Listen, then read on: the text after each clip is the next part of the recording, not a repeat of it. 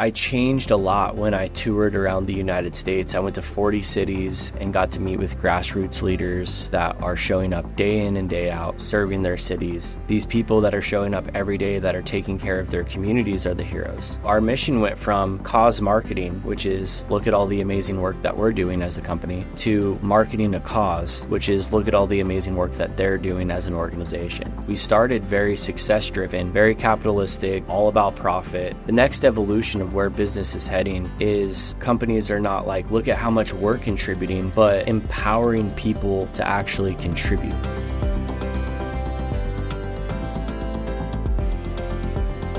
Hello, everyone, and welcome to this, our latest episode of The Conscious Capitalists, with myself, Timothy Henry, and my partner in making the world a better place through business, Raj Sisodia. Hey there, Raj. Hey, Timothy. Good to be with you again. Yes, always. And today we have an exciting guest. And I want to introduce Bob Dalton, the founder and CEO of Sackcloth and Ashes. So Sackcloth and Ashes is a mission-driven company that gives a blanket to a local homeless shelter for each blanket that is purchased. So the one-for-one business movement. Bob was inspired to start the business when he personally experienced what that homelessness was like when his mother experienced it. And that was a situation that forever changed his perceptions about people living on the street. He launched Sackcloth and Ashes in June of 2014, building a strong media presence and following for the next 4 years, ensuring consumers were tuned in and ready to listen to the bigger message to come. In 2018, Bob and Sackcloth Ashes launched Blanket the United States, a campaign with the goal of donating 1 million blankets to homeless shelters by 2024. Bob, we're looking forward to digging into your business model and why you do what you do. Welcome to our show. Yeah, thanks for having me. Oh, we love it. So begin with the story, the background, how and why this got started and why this is so personal for you. Yeah, from 19 years old to 24 years old, I was involved in a nonprofit called Young Life. And at 24, I was like, I want to really transition into something else. I'd been doing it for 5 years and was trying to figure out what it was going to be. And during that same time period, my mom ended up experiencing some difficult circumstances that resulted in her living on the streets for a small period of time. And through her journey on the streets, it changed my paradigm of homelessness. I was the guy that would drive by people on the street and whisper under my breath, go get a job, and had little to no compassion for why people ended up on the street. And when my mom ended up in that situation, she's the hardest working woman that I know. She raised my sister and I by herself. So for her to end up in that situation really made me realize, like, not everybody chooses to become homeless, but some people just fall in extremely difficult circumstances. And in my mom's case, it was losing her mother and her brother. And it just spiraled her to, into some difficult times. And so, because she ended up in that situation, I started calling homeless shelters in my area to see what they needed. And they said blankets. And so I was like, all right, I was familiar with the one-for-one model. And came up with the idea, for every blanket that I sell, I'll donate a blanket to your local homeless shelter. And I wanted to localize the one-for-one model. And instead of just sending a blanket somewhere random, I send it to an actual homeless shelter down the street from where the person lives. So if you buy a blanket in Portland, Oregon, we send a blanket to a shelter in Portland. And I felt like the local aspect of it was so important because homelessness is not just a national issue, it's a local issue. And I wanted to give people an opportunity to make a difference down the street from where they live. Beautiful. I love that. And so tell us also a little bit about the suppliers and how you choose and how you manufacture or create your blankets, because I think that's an important part of the story. Yeah, we started with just a sewing machine and a roll of fabric from Joann's Fabric. And, I started standing in line, pulling tickets and waiting my turn to cut fabric. And I hired a local seamstress in my community, and that's how it started. I had no experience in fabric. I had no experience in business. I just knew I got to get fabric and I got to get a sewing machine and get this thing off the ground. So that's how it started. When Sackcloth started to take off after year one, I was able to find an amazing manufacturer out in Italy, and they were making fabric out of recycled materials.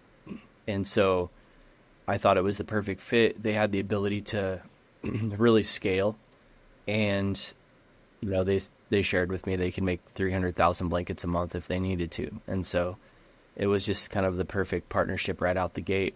And when I got to go over there and see the process myself, I was pretty blown away, because the blankets start as actual scraps of fabric in a warehouse, and they get put into a carding process and grinded up and turned into yarn. Then they get put into a jacquard loom, and it goes through like 8 different steps before the fabric's even made. And then once the fabric's made, it gets shipped to our production hub in Oregon, where we cut, sew, label, polybag, and do all of our own fulfillment. So it's a pretty tedious process for making one blanket and getting it out the door. But it's something that when you're building something from the ground up, you get the opportunity to look at every single aspect of the company and say, what can we do different? What can we do to make an impact in everything that we do? And so we had that creative freedom early on. Bob, the name of your company, Sackcloth and Ashes, it's a biblical reference, I know, but I think for most of us, we need a reminder, refresher on what the background is, and why did you choose that name for your company? Yeah, I was reading the book Jewish Wisdom, and at the time in 2014, and was just really fascinated by just Judaism and Jewish ethics. And Sackcloth and Ashes was a name that I came across that means mourning and repentance. And I added it in my phone along, 50 other names of all the names that I could utilize to start a company one day. I was an inspiring entrepreneur is what you'd call me. And aspiring entrepreneur. And I really liked the name Sackcloth and Ashes. And when I came up with the model for the blankets, I just thought that was the perfect name, because the concept of it was every time somebody wraps himself in a blanket, it symbolizes mourning over the homeless population and repentance by contributing to a shelter in your area.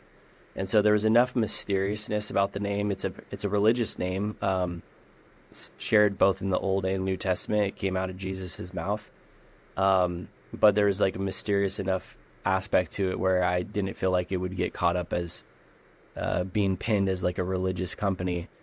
And more often than not, people are more fascinated by the mysteriousness of the name than understanding it. So it kind of worked out. You remind me of Barney Glassman and Greyston Bakery, and him coming from the Buddhist tradition. And he was about bearing witness to the suffering of others. And from that bearing of witness, loving action will naturally arise. And so when he saw the problem of homelessness in his community in Yonkers, he spent a week on the street, living on the street with the homeless people. And by the end of that, he knew that he had to create an avenue, a pathway for people who don't even get a first chance to get back.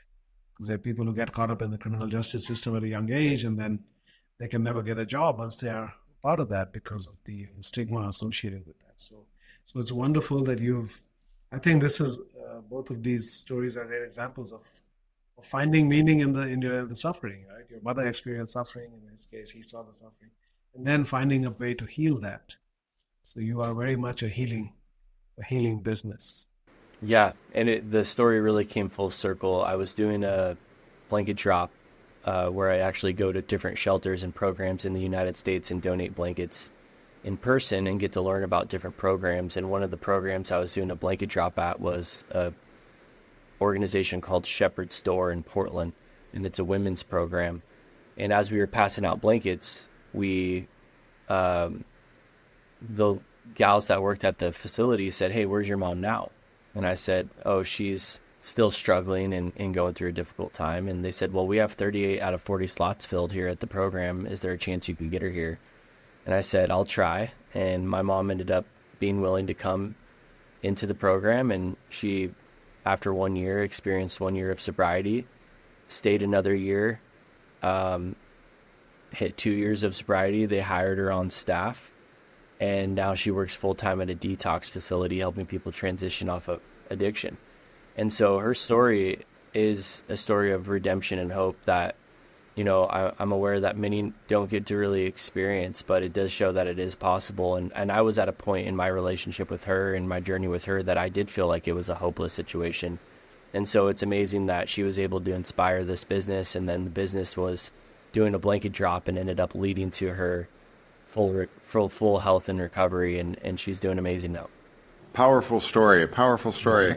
And Bob, the thing that I'm really interested in is what do you think has been the magic in the marketing message around your organization? What has resonated with people that you think has made the growth possible and has led to, some of the successes you've had?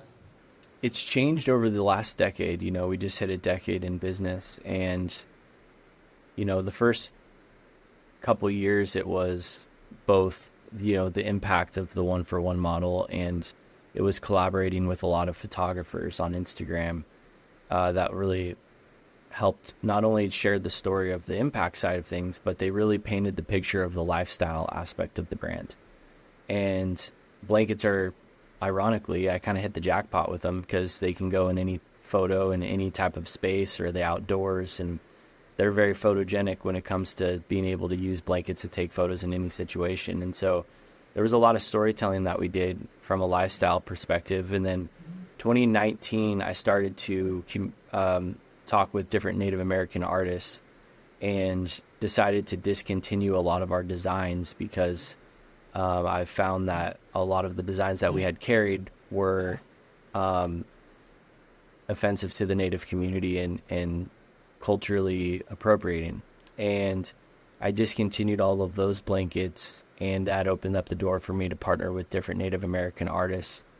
And that was a big part of our journey about halfway through, that really gave us a new opportunity for storytelling and doing things right. I'm impressed with with this pivot, and particularly with the designs. I think it's a great news story. You look at some of the colorful native designs that you've got, and it's really, really, really quite amazing.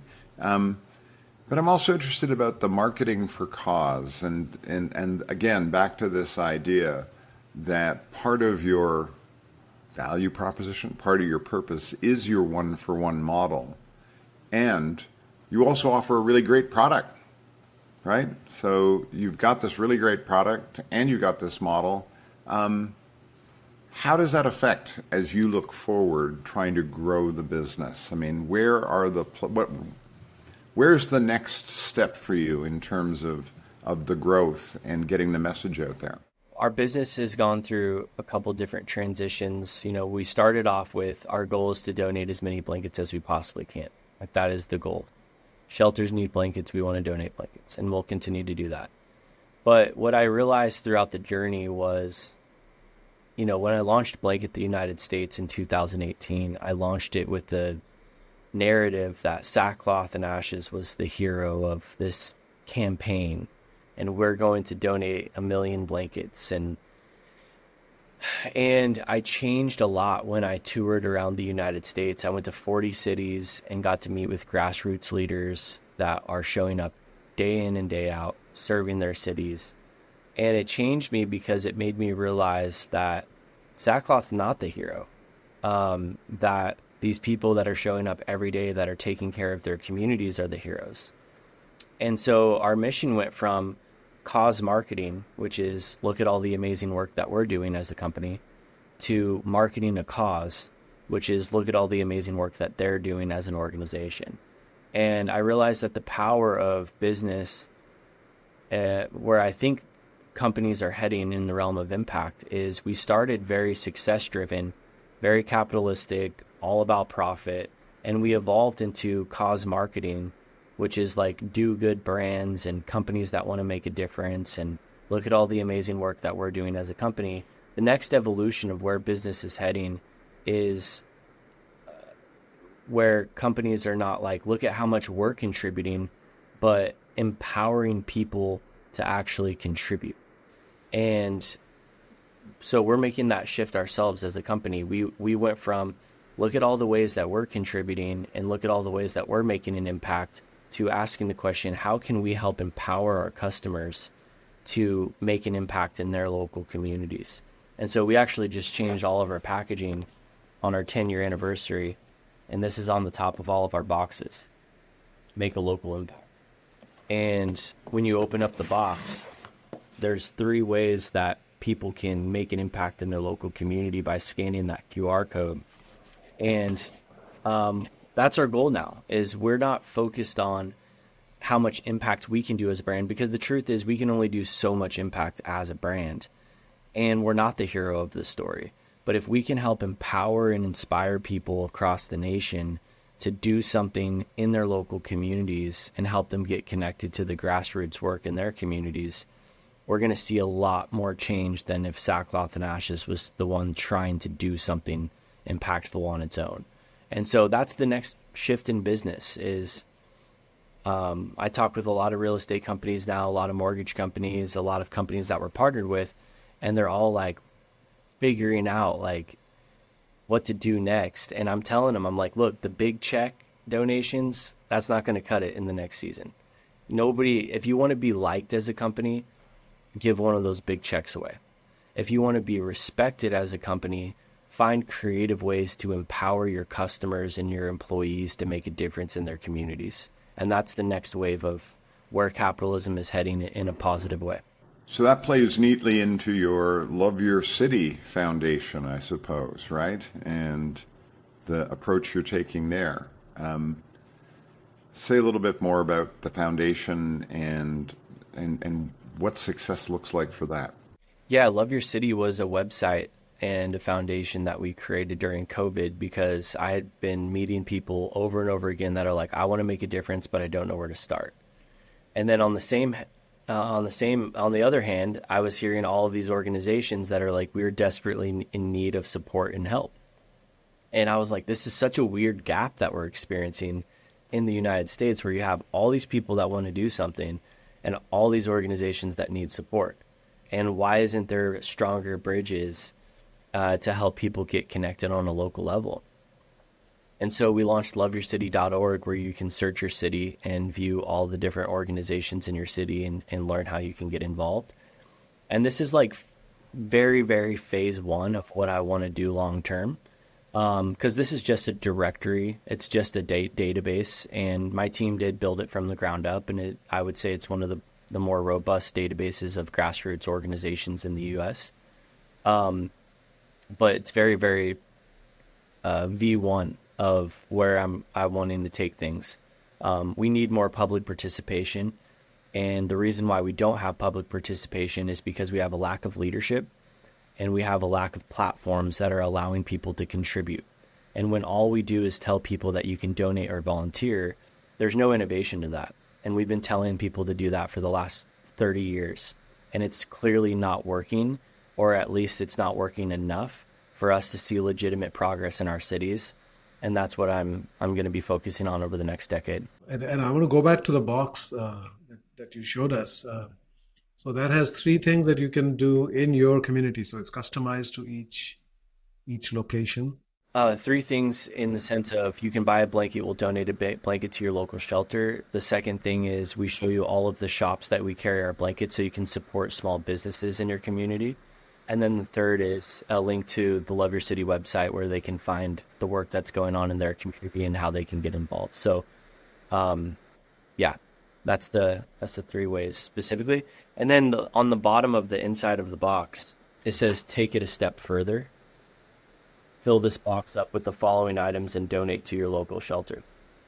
And so we give our customers the ability to fill the boxes up and donate to their local shelter. So it's just a practical, really simple way to give people an opportunity to do something in their communities. But the fun part about the packaging is it's, you think of packaging as something that's just used as a delivery mechanism or an opportunity for delivering information. I wanted to recreate packaging and say, well, how can we utilize this packaging to where people can actually do something with it? And I'm shocked that more companies haven't. We've been doing this since 2018. And I do feel like it's something really special of being able to rethink packaging in a completely new way to where people aren't throwing them away or storing them under their beds like we did with our Nike shoe boxes back in the day. And want people to actually do something with the packaging that could be meaningful. Would you say, is that a growing movement? Are there many companies that you're familiar with that are doing that? I definitely wouldn't say it's a growing movement. It's definitely, there was a couple of companies that popped onto the scene that are still in the game. Bombas Socks is doing the one for one model and absolutely crushing it. They're donating socks to shelters all around the United States. Um, and then there's been a couple others that had popped up, and not sure if they're still around, but yeah, I wouldn't say it's a growing movement, but it was just kind of a moment in time where Tom's kind of painted a new opportunity for product companies to give back in a creative way, and it clearly worked for a period of time. And um, but yeah, not only is it not a growing movement, I personally don't see a lot of product companies that are popping on the scene much anymore nowadays anyway. Um, in 2014, it was kind of the glory days of startups. It was like the glory days of Shark Tank, and Shopify was launching, and it felt like this entire energy around supporting entrepreneurs and startups. And I feel like that's fizzled out. And the product companies that are still in the game right now, we're having to get extremely creative and reinvent our strategies consistently in order to continue to stay in the game and to grow.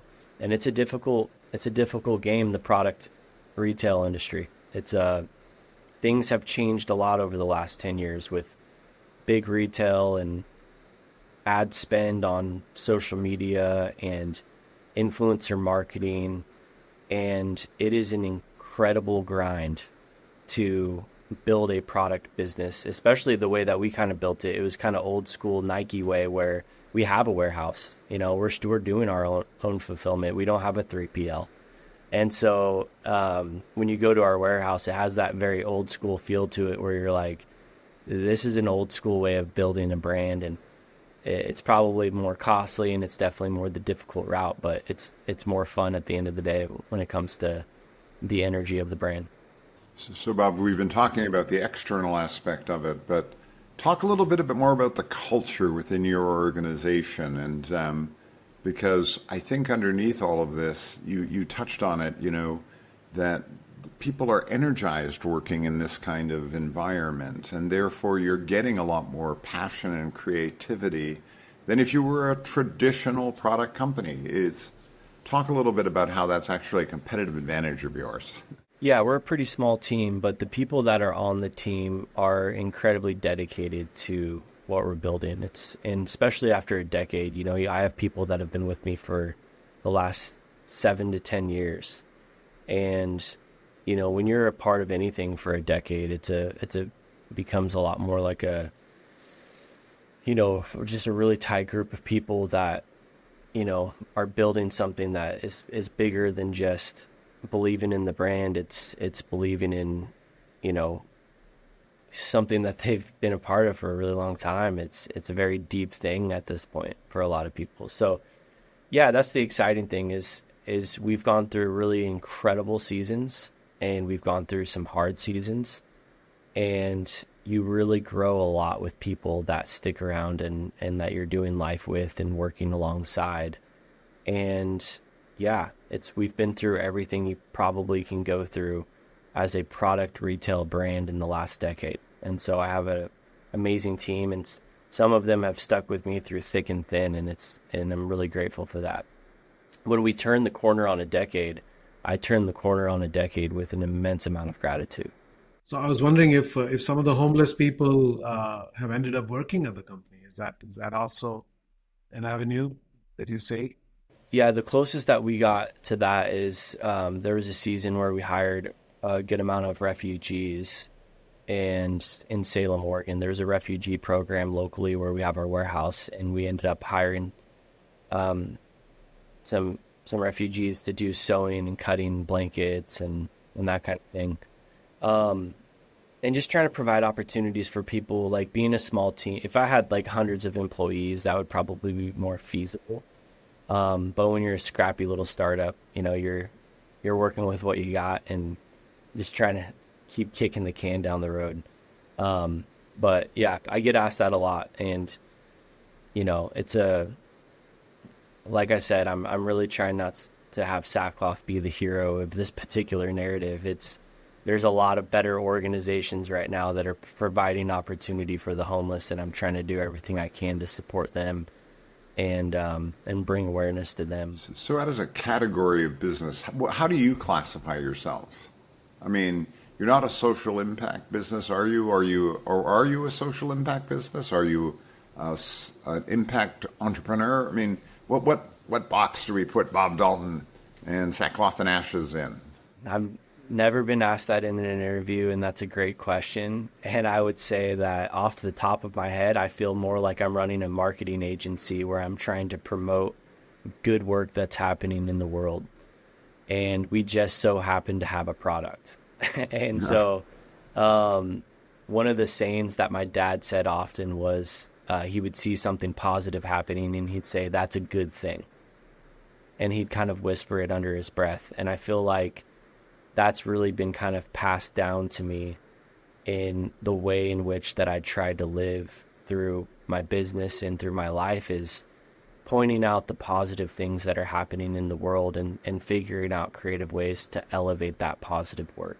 I'm not a doomsday kind of guy. I don't, sit around and remain in some pessimistic state that the world is collapsing and coming to an end.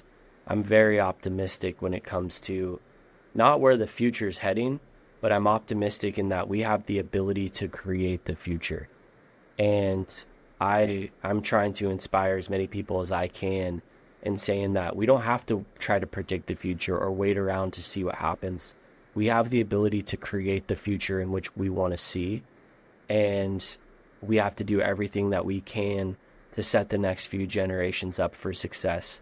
And one of the things I learned from the Native American community was that they make decisions right now that are they know that these decisions are going to affect 8 generations from now. And so they do everything with that in mind. And they say, 8 generations downstream. And we have lost that mentality. And I'm trying to inspire people to say, look, we're making decisions not just for our own personal lives and our own personal gain and resources and money, but we are making decisions for future generations right now. We need to be incredibly cautious about that and aware of that. And I do believe that we have the ability to create the future, and we don't have to sit around and wait to see what happens. As you think about your journey and you think about, giving advice to entrepreneurs that are interested in this kind of model, what are 2 or 3 of the biggest lessons that you'd pass on to them? Like, hey, here's what I learned. You don't have to make the same mistakes, but here's 2 or 3 things that are really important that I would want the next generation of Bob Daltons to be thinking about. First and foremost, I wouldn't start a product company. And I say that it's like a little bit to be funny, but also if I was to start a company, with what I know now, I wouldn't start a product company. I do believe that product companies can make an impact. And I think that we're positioned to be a very unique case, and product companies are really powerful and can be really powerful if they use their platform correctly. But I would say figure out what product or platform needs to be created that aligns with not just your skill set, but aligns with the vision of what you want to see in the world. And what injustice do you want to kind of address and help bring some relief to?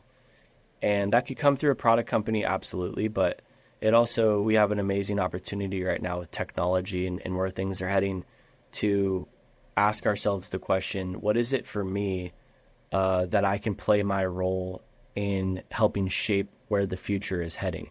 If possible, surround yourself with experts. I think that that's one thing I would have done differently over the last decade. Is I definitely hired people based off of belief, which was really powerful. And we grew a lot as a team. But looking back on the past decade, I wish I would have surrounded myself a little bit more with experts in particular fields of work.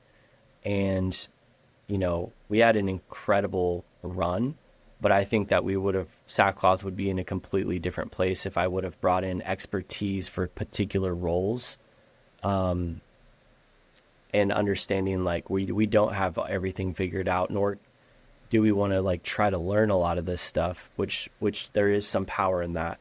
But I would have surrounded myself with experts early on if I could have. Any one particular area that stands out that you would have wished you'd had a couple of more experts on? Finance, um, wholesale, um, probably e-com and digital marketing. We didn't even start doing digital marketing like Facebook ads, Google ads, SEO. We didn't do any of that for the first 7 years, because we were growing year over year for 7 years straight and we didn't need it. And I wish I would have doubled down and focused on that, and um, simultaneously while doing a lot of the guerrilla marketing strategies that we were doing at the same time. So there's a lot of roles that I would have handpicked that would have been completely different than how we built things. But yeah, we grew for 9 years straight. And so it was like everything we could, it's hard to look back and say, this is what I would have done different. And I try not to sit in that, but there are a lot of things I would have done different. But it's easy to say that now that I know. And Bob, when you reach your million blanket donated goal, I assume you're just going to continue. You might be getting close to that already, I imagine. Yeah, we are approaching like 500,000. And yeah, I don't know what we'll do. I do want to donate 1 million, like no matter what. Like I'm committed to that long term to hit that goal. I don't lose sleep over it, but it's something that I'm like, it would be really fun to set out to do and do it. But yeah, I don't know. I'm truly taking it almost month by month, year by year, of figuring out what is the most impactful thing that we can do.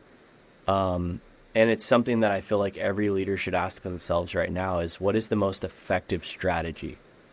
And whatever you're trying to accomplish. If you're trying to make impact in the world, what is the most effective strategy? And I don't know if donating blankets to homeless shelters, although an admirable and needed thing, is the most effective strategy that we can do in order to make an impact as a brand. And so that's the question I'm consistently asking myself. And I think all leaders should ask themselves at this time. So, Bob, you mentioned leadership, and obviously, over 10 years, you've grown as a leader. And, Raj and I like to say an organization can't be more conscious than the level of consciousness of the leadership. What's been the leadership journey for you over the last 10 years? What are a couple fundamental ways you think you've grown as a person and a leader as you went through this process? Yeah, I started off in the nonprofit world with Young Life, as I mentioned earlier, and that's where I got to learn how to build a team, form a committee, call people on a mission bigger than themselves. And that was really, really a huge foundation for me as a leader. Like, I really got to learn the fundamentals of what became entrepreneurship for me, of constructing a team and caring for that team and casting a vision and making sure everyone's clear on what their roles are. Like, there was some really fundamental things that played in my favor as I started a business. And so, yeah, I mean, I tell people all the time, like, my 3 main skill sets is I can build a team, I can recruit anyone, and I can take a product to market. And those 3 things are really driven by one thing, which is communication. How clear can you articulate a vision? And how clear can you get everyone on the same page of that vision? And so as I've been on like this personal journey as growing a brand, I'm honing in more and more clear on what that vision is for what I'm supposed to do in my short life on earth. And it involves sackcloth. That's a part of it. That's been a big part of my journey, but my identity is not caught up in sackcloth and ashes. I am on a bigger called mission where I'm honing in on exactly what that vision is, and sackcloth is a part of it as of now. Wonderful. Well, it's very inspiring, Bob. Your commitment, your vision, your clarity around all of it is great. So thank you for the work that you do and the impact that you're making. And I have no doubt you'll continue to amplify, magnify, and expand that into other areas. And we'll inspire many others to join the cause. I just went to the website and I'm going to send it to my daughters. They love your city. And I think we all need to get involved in the local level. Awesome. We help people and we feel good about our own lives. So it's so great. Thank you. So Bob, yes, thank you. And also thank you for the fact that you're going to be at our CEO Summit in October, and you'll be one of our speakers and talk a little bit more about the journey that you've been on. And for those CEOs that are out there, please go to consciouscapitalism.com where you can register for the CEO Summit this fall and come meet Bob, talk to Bob, and listen to Bob talk to all of us.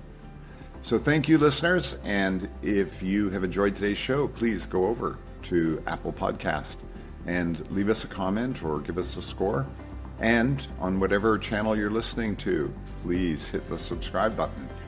And thank you to Rainbow Productions for their support of getting this produced today, and for Conscious Capitalism Inc., who is our core sponsor. Thank you, and we'll see you all next week.